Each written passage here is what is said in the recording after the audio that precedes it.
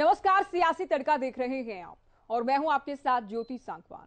सियासी तड़का में हम बात करते हैं उन तमाम खबरों की जिनसे हरियाणा का सियासी पारा हाइक है, सियासी खलबली मची है। इन दिनों देश और हरियाणा की सियासत के केंद्र में नूह हिंसा है। नूह सुर्खियों में बना है। जी हां, 31 जुलाई को नूह में शोभा यात्रा पर हमला, तोड़फोड़, आगजनी, हत्याएं और फिर सियासत। सिलसिलेवार ढंग से अब तक की उठापटक हम आपको दिखाने वाले हैं, तो आप बने रहिए हमारे साथ और देखते रहिए हमारा खास कार्यक्रम सियासी तड़का।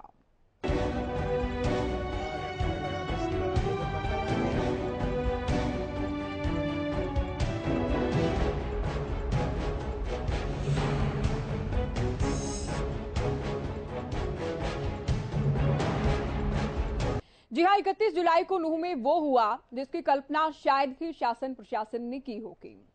नूह में उस वक्त हड़बड़ी मच गई जब ब्रज यात्रा निकाली जा रही थी और यात्रा पर हमला किया गया। आरोप है यात्रा पर पत्थर बरसाए गए, गोलियां चलाई गई, वाहन आग के हवाले किए गए, पुलिस और पुलिस के वाहनों को भी टारगेट किया गया, जिसमें होमगार्ड के 2 जवानों समेत 6 लोगों की मौत हो गई।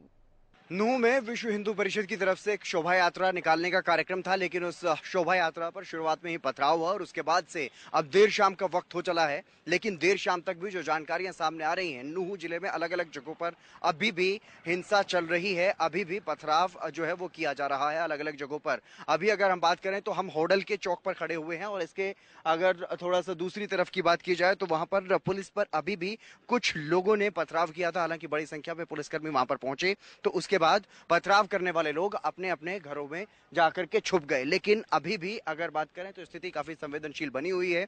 पूरे शहर में अब धारा 144 लागू कर दी गई है। पूरे शहर की सभी दुकानें काफी समय से बंद हैं। आज दिन भर ही काफी तनावपूर्ण माहौल पूरे शहर में देखने को मिला। हालांकि अगर ये कहा जाए कि पूरे जिले में अलग अलग जगहों पर हिंसा की घटनाएं जो है वो सामने आई, अलग अलग जगहों पर पुलिस बल को भेजा गया। करीब 4 से 5 जिलों की यहाँ पर पुलिस जो है वो अलग अलग जिलों से बुलाई गई है ताकि स्थिति पर नियंत्रण पाया जा सके। और हरियाणा सरकार भी अब इस मामले में सख्त मोड में नजर आई, सख्त एक्शन में नजर आई।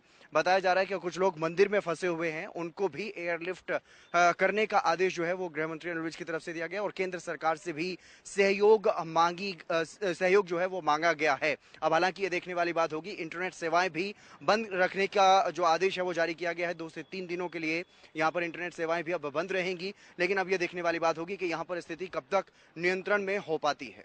हरियाणा न्यूज ने हिंसा और आगजनी बवाल वाले दिन ग्राउंड जीरो पर जाकर स्थिति को करीब से समझने और आपको दिखाने का प्रयास किया। चश्मदीद और हिंसा के पीड़ित लोगों ने बताया कि कैसे शोभा यात्रा पर अचानक हजारों की संख्या में लोगों ने हमला बोला, कैसे फायर किए गए, कैसे पुलिस वालों पर भी हमला किया गया। तो सुनाते हैं आपको। भाई मेरा नाम बंटी शर्मा है। कहाँ से आए हो? मैं आया हूँ सोना से। सोना से? हाँ। तो यहाँ पे जब हंगामा हुआ आप थे यहाँ? हाँ, यहीं पे थे। कैसे हुआ ये सब? ये नहीं पता, मारे थे अपनी बजरंग दल की रैली को लेकर। हाँ, भाई मेरा नाम राजेश है, गाँव बड़े हुए है, डिस्ट्रिक्ट गुड़गांव है। हम आए था मंदिर में अपनी यात्रा के लिए, वापिस जा रहा था, एकदम से गोलियां चली गाड़ी पे और पथराव हुआ है। एक तो भाई की गोलियां लगी है, वो सभी अब कहाँ पता ना, हमारे हमने अपनी जान बचाई है जैसे तैसे करके। गाड़ियाँ हमारी 10-12 गाड़ियाँ जला दी गई है, ठीक है। और प्रशासन आने को वेट कर रहा था, प्रशासन आए हुए, प्रशासन हम बाहर निकाला, अब बाहर निकाला। जब शोभा यात्रा शुरू हुई तब यहाँ पे कुछ पुलिस वाले थे? लेकिन पुलिस वाले कम पड़ गए, कमजोर भी पड़ गए। उनकी संख्या बहुत ज्यादा थी और उनके पास असला बारूद और जो पत्थर वगैरह सब कुछ था। कितनी बड़ी संख्या में थे? संख्या में लगभग 1000 तक ज्यादा होगा, 1000 की संख्या में आराम से। तुम्हें भी खून लगा है? कैसे भाई ये पीछे लग रही है यार, चोट लगी है,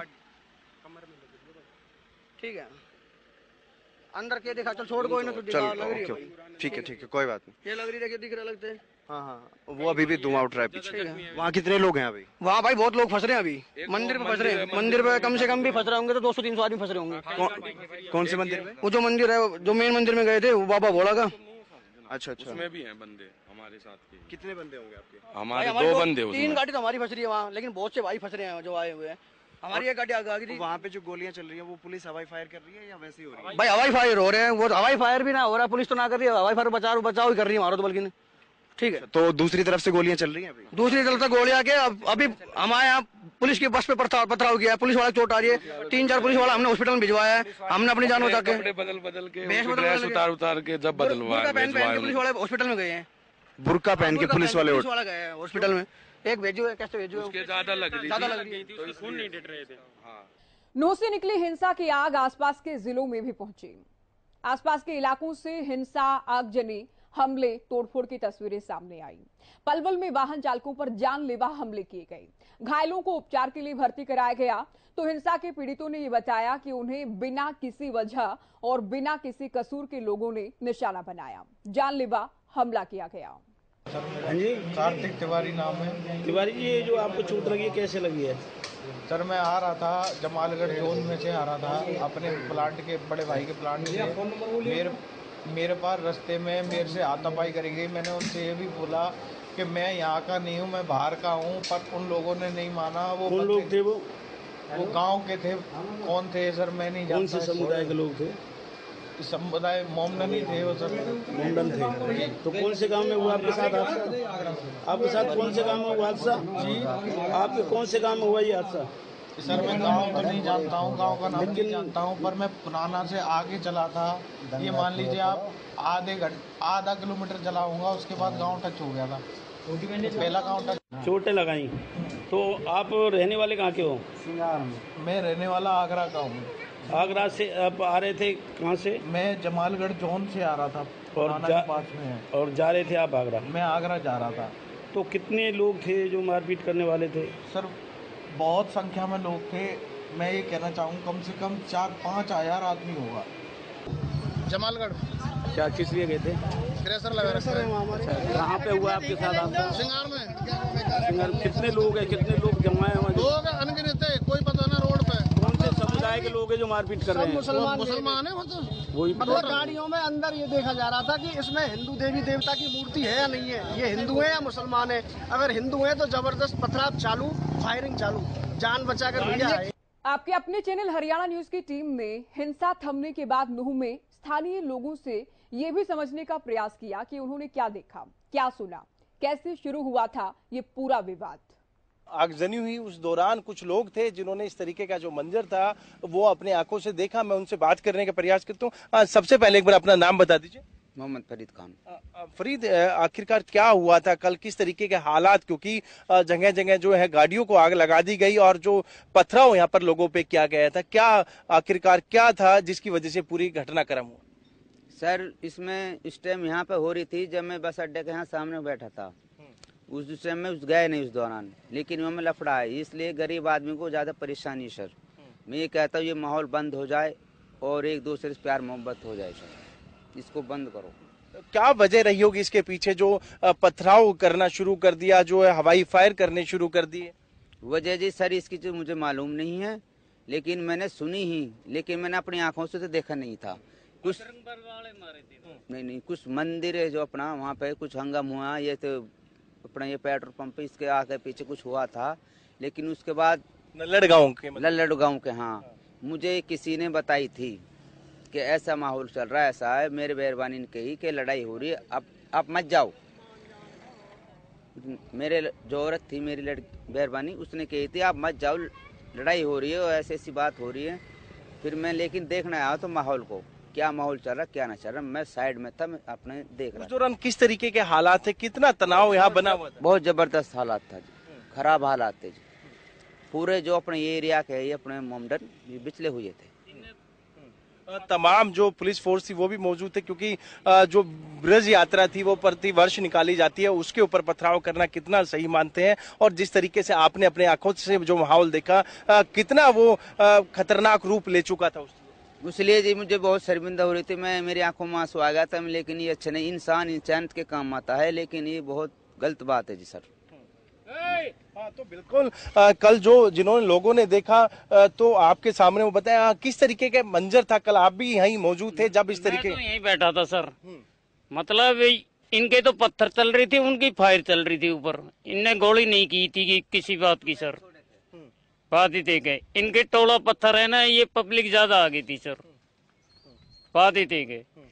फिर इनने गाड़ी वाड़ी जला दी, दुकान वुकान जला दी परसों, बात ही थे गए सर बस। तो इस बीच आम आदमी को कितनी परेशानी? आम आदमी, हम तो गरीब आदमी हैं सर, हम क्या कर सकते हैं? पुलिस की तरफ से कोई कार्रवाई की गई हो उस दौरान? उस टाइम पुलिस पे कुछ करा था लेकिन कामयाब नहीं होते। बाकी बाद में पुलिस आ गई थी सर, लेकिन पुलिस आते ही सारे लोग भाग गए थे।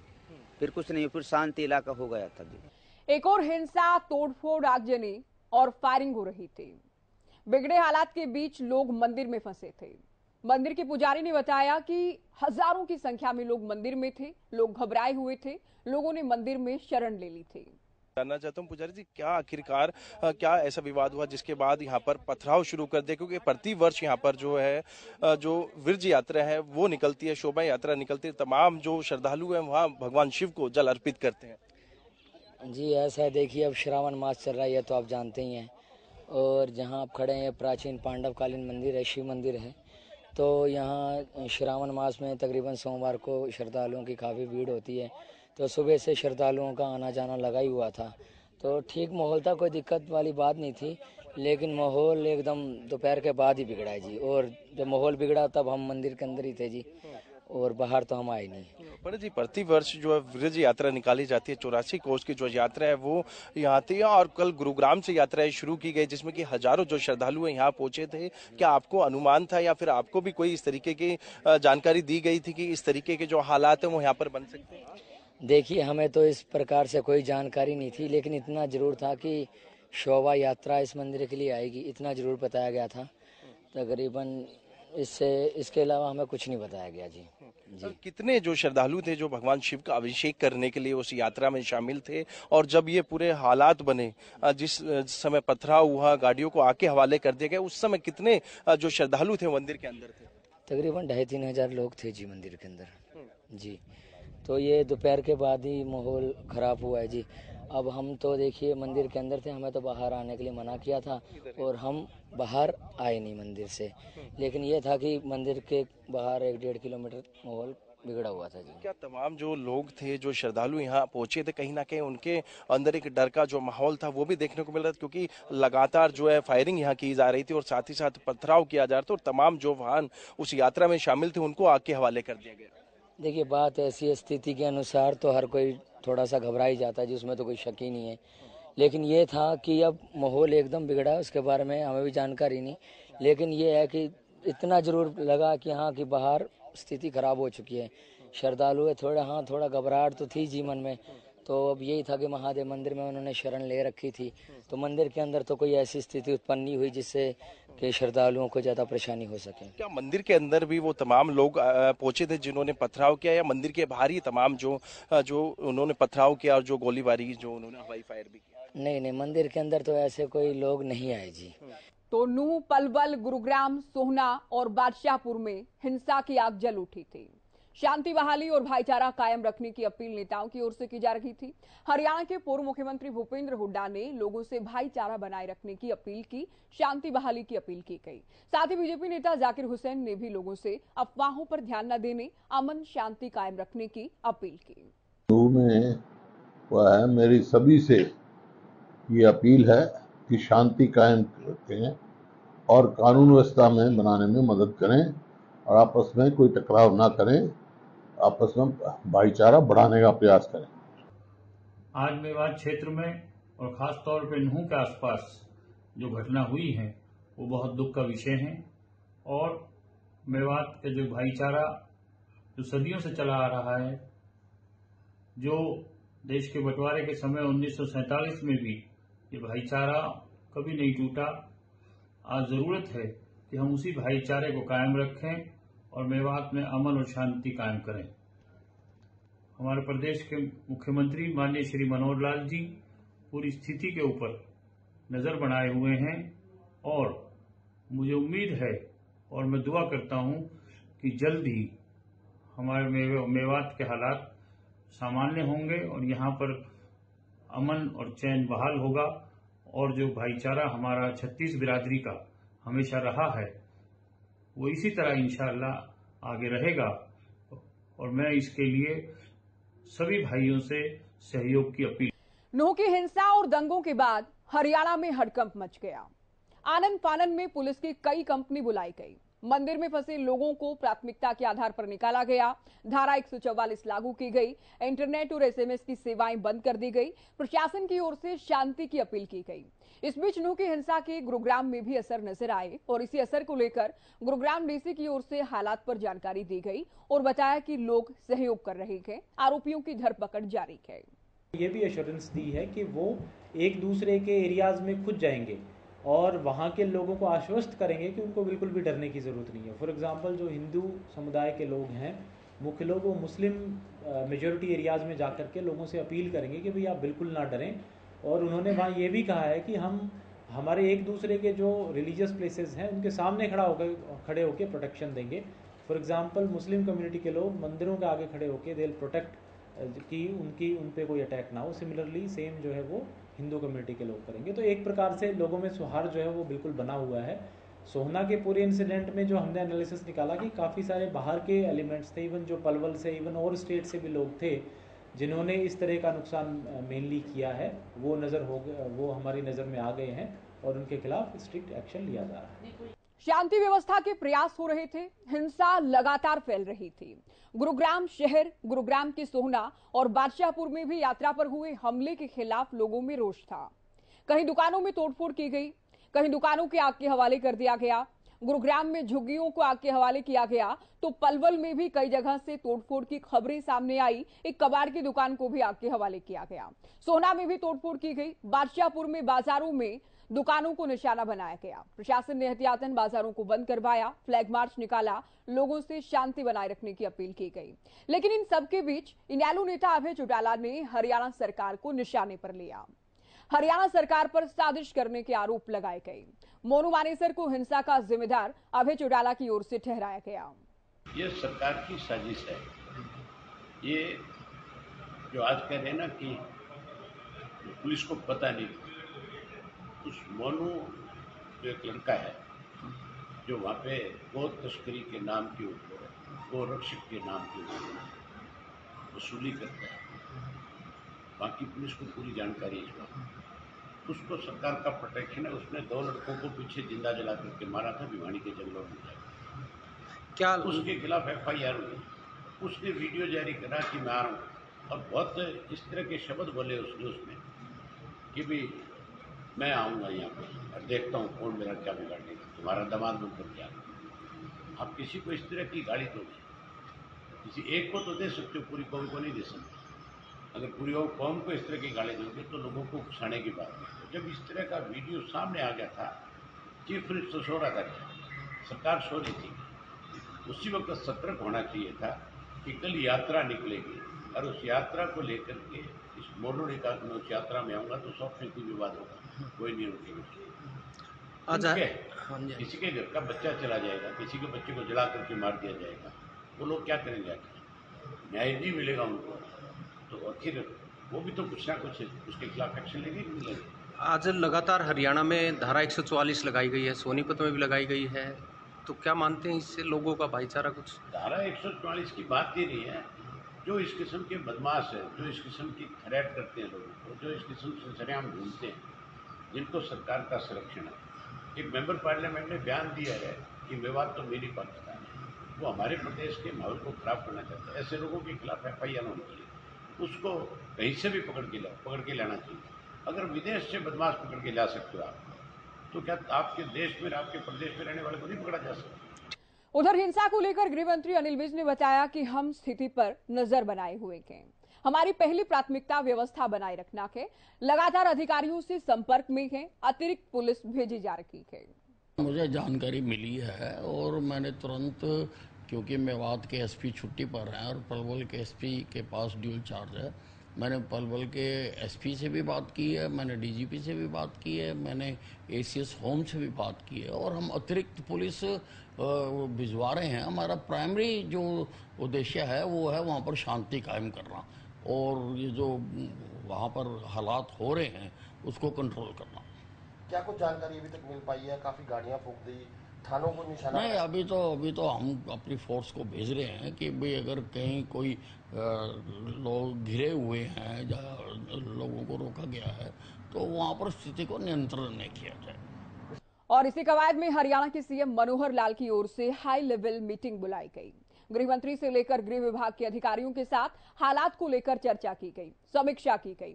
सीएम ने बैठक के बाद बड़ा बयान दिया और बताया कि सुनियोजित ढंग से षड्यंत्र को अंजाम देने का प्रयास किया गया, लेकिन दोषियों को बख्शा नहीं जाएगा।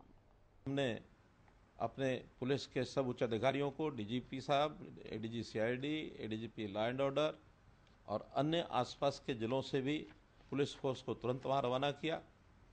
दोपहर 2 बजे के आसपास की ये घटनाएं हैं।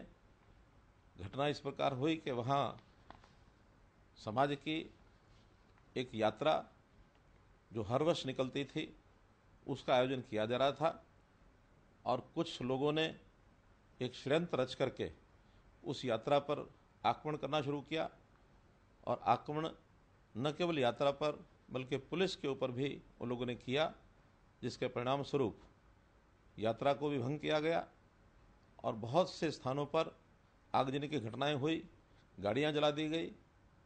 निश्चित रूप से एक बड़े षड्यंत्र का कहीं न कहीं हिस्सा लगता है। सीएम ने दावा किया षड्यंत्रकारियों को बख्शा नहीं जाएगा, तो गृह मंत्री अनिल विज की ओर से भी कहा गया मास्टरमाइंड पर कड़ी कार्रवाई की जाएगी। ऐसे में आरोपियों की धरपकड़ तेज कर दी गई, काफी लोगों के खिलाफ एफआईआर की गई, कुछ लोगों को गिरफ्तार भी किया गया, तो बुलडोजर कार्रवाई भी शुरू की गई। हरियाणा के गृह मंत्री अनिल विज ने कहा कि इस उपचार में बुलडोजर दवा का काम करने वाला है। देखिए, नूह में हमारी पुलिस पूरी तरह से काम कर रही है, लेकिन हमारी पुलिस इस सिद्धांत पर काम कर रही है कि एक भी निर्दोष को सजा ना मिले और एक भी दोषी छूटे ना। जिसके ऊपर केस बनता है उसको इलाज करेंगे और इलाज में बुलडोजर भी एक दवाई है, वो भी जहां जरूरी होगा हम चलाएंगे। तो कार्रवाई का दौर तेज कर दिया गया, साथ ही नूह के एसपी और डीसी दोनों के तबादले भी कर दिए गए। कैबिनेट मंत्री मूलचंद शर्मा ने भी लोगों से भाईचारा बनाए रखने की अपील की। उधर आम आदमी पार्टी हरियाणा के सीनियर वाइस प्रेसिडेंट अनुराग ढांडा की ओर से भी आह्वान किया गया कि लोग व्यवस्था बनाए रखें।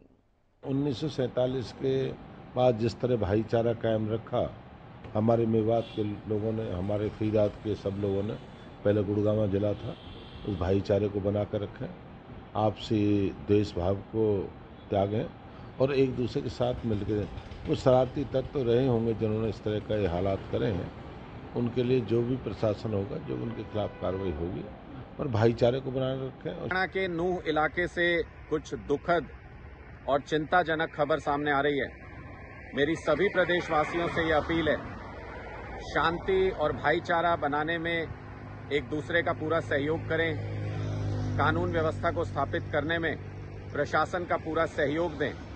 हम सब लोग सदियों से एक दूसरे के साथ प्यार मोहब्बत से रहते आए हैं। मेरी आप सब से अपील है कि अगर सभी प्रदेशवासी मिलकर कोशिश करेंगे तो इस मुश्किल घड़ी से पार पा सकते हैं और वापस से शांति स्थापित करने में सभी एक दूसरे का सहयोग कर सकते हैं। सत्तासीन दल बीजेपी साफ ये कह रही है कि बड़े स्तर पर षड्यंत्र को अंजाम देने का प्रयास किया गया, साजिश की गई, षड्यंत्रकारियों को बख्शा नहीं जाएगा। लेकिन डिप्टी सीएम दुष्यंत चौटाला की ओर से इसके उलट आयोजनकर्ताओं पर ही सवाल खड़े कर दिए गए। अधिक भीड़ को लेकर सवाल पूछे गए, एसपी के छुट्टी पर चले जाने को लेकर सवाल खड़े किए गए। इतना ही नहीं, अब गोरक्षकों पर भी दुष्यंत ने सवाल खड़े किए और पूछा कि आखिर कितने गोरक्षक अपने घर पर गाय पालते हैं, उनकी रक्षा करते हैं। कि जो आयोजक थे कल की यात्रा के, उनने भीड़ एस्टिमेशन का प्रॉपर ब्यौरा डिस्ट्रिक्ट प्रशासन को नहीं दिया। कहीं ना कहीं उसकी कमी के कारण ये दुर्घटना कल हुई। कि काव विजिलेंटे, हिंदी कहते हैं गौ रक्षक, कितनों के घरों में गाय है। आज सबसे बड़ा सवाल तो आप जाके चेक तो करो, जो लोग अपने आप को असलियत में रक्षक कहते हैं, क्या वो गाय को अपने घर में भी रक्षा देते हैं? सामाजिक तौर पे बहुत इजी है सोशल मूवमेंट्स चला के माहौल खराब करना, मगर ये भाईचारा बना के रखना सबसे मुश्किल चीज है। तो अभी तक हमने आपको बताया 31 जुलाई और उसके बाद अब तक क्या क्या हुआ है। अब हम आपको बताएंगे और सुनाएंगे कांग्रेस विधायक मामन खान का वो बयान जो उन्होंने विधानसभा में दिया। उसे अब नूह हिंसा से कैसे जोड़कर देखा जा रहा है, कैसे बीजेपी कांग्रेस पार्टी को निशाने पर ले रही है। साथ ही साथ मोनू मानेसर का वो वीडियो भी आपको दिखाने वाले हैं जिसे एक पक्ष भड़काऊ और उकसाने वाला करार दे रहा है। सुनिए। मोनू मानेसर दिखाता है कहीं अमित शाह के साथ फोटो खिंचवा रहा है, कहीं अरुण जेटली के साथ फोटो खिंचवा रहा है। क्या डराना चाहता है ये मेवातियों को कि मैं इतना बड़ा आदमी हूं? अब के मंत्री याद रखना, ये मेवात गया, इसकी प्यास सी ना फोड़ी तो मेवात की हमसे कौन कहेगा। इसने बहुत आतंक उठा लिया मेवात में, 3 लड़कों की हमारी जान ले ली है इसने।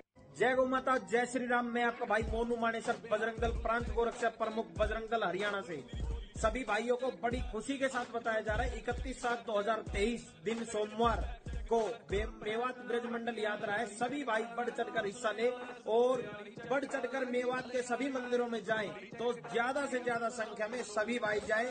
हम खुद यात्रा में शामिल रहेंगे और हमारी पूरी टीम यात्रा में शामिल रहेगी। तो सभी भाई जोरों शोरों से गौ माता का नाम लेकर, प्रभु श्री राम का नाम लेकर और मेवात यात्रा में बढ़ चढ़कर हिस्सा ले। जय गौ माता, जय श्री राम, जय सभी भाइयों की। जाहिर है नूह में हिंसा बेहद दुखद और दुर्भाग्यपूर्ण है। 2 होमगार्ड समेत 6 लोगों की जान चली गई, कई लोग गंभीर रूप से घायल हुए, करोड़ों का नुकसान हुआ। ऐसे में कार्रवाई जारी है, सियासी बयानबाजी, वार पलटवार भी शिखर पर है। लेकिन इस बीच देखना यह है कि नूह में अगर षड्यंत्र हुआ तो हिंसा का मास्टरमाइंड कौन है, कब तक प्रशासन मास्टरमाइंड तक पहुंचता है, कैसे कड़ी कार्रवाई के जरिए एक मिसाल पेश की जाती है। चलिए इसी के साथ हमारे खास कार्यक्रम सियासी तड़का में आज के लिए इतना ही। नमस्कार।